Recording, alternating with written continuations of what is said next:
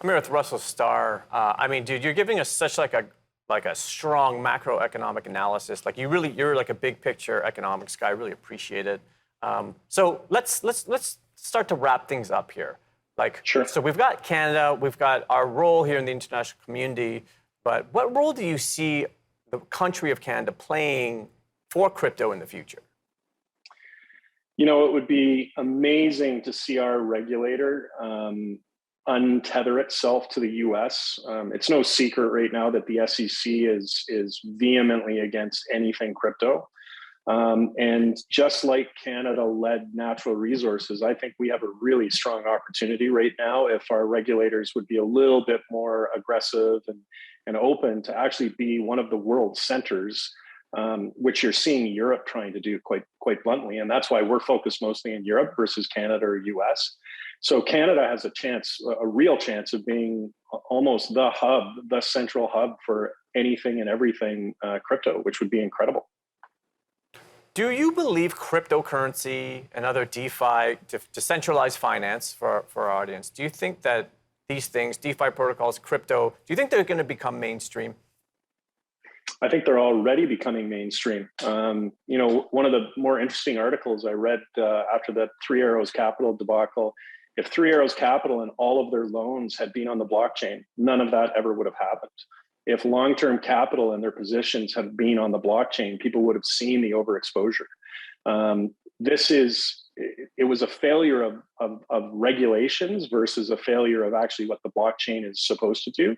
And to me, that's just incredible. So whether it's finance, whether it's just traditional banking, whether it's real estate, whether it's the metaverse, I think we're at one of those singular inflection points that we're all going to look back and go, wow, I wish I'd put 80, 100% of my money into it. I'd be a billionaire now. And that's the kind of view that I'm taking. That's the kind of view our company's taking. And yeah, it might take 2 years, it might take 5 years, but look at what's happened and transformed between Amazon 1.0 to Amazon where we sit today. It's if you'd had all of your money in Amazon, you'd be partying with Jeff Bezos right now.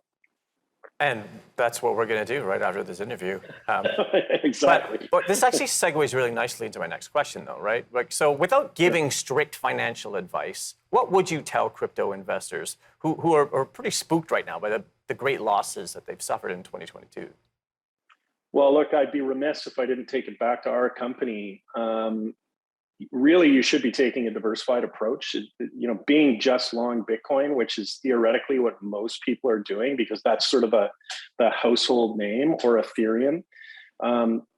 You can actually get long Valour, which is our company. We're listed in Canada on the NEO exchange, DEFI.NEO, and you get a broad-based exposure to Ethereum, Bitcoin, and then basically every single other protocol as we launch these ETFs or ETNs in Europe. And what better way to sort of protect yourselves from call it the Terra Luna debacle? What better way to protect yourself from a screaming plunge in Bitcoin? Now, obviously, that brings everything else down, but you still look at maybe the Solanas of the world, and it's to a real extent outperformed Bitcoin. So I think you got to be a bit diversified. I like the idea of playing it on traditional exchanges because you get the ability to be a little bit more liquid, and that's what we do. And then obviously, do your research and be smart about it. 30 seconds. Who's your favorite personality in this space? I like Vitalik.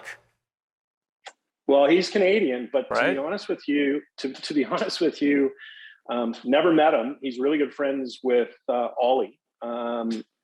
Johan Wattenstrom, XBT provider, is one of the most brilliant people I've ever met in my life. But I get a lot of time to talk to Pomp, and Pompliano is a pretty. He's one of our advisors, and he's a really interesting character and someone that I have a lot of time with. Well, dude, please come again. Maybe bring Pomp. I would love to meet him. Sure. And just thank you for coming, dude. You're such a genius. It's awesome. Thank you very much, Bobby. I really appreciate for having me on the show. So that's our first show in the can. Special thanks to Russell Starr for being our very first guest, but certainly not the last. While Canada has carved out a nice role as a growing player in the international crypto ecosystem, our show is just beginning its journey. Now follow me on Twitter at @BobMan to follow along our journey here in the Daily Drop. I tweet about crypto, Web3 all day long, and I'm eager to build our Daily Drop community. And we're going to see you next time on the Daily Drop.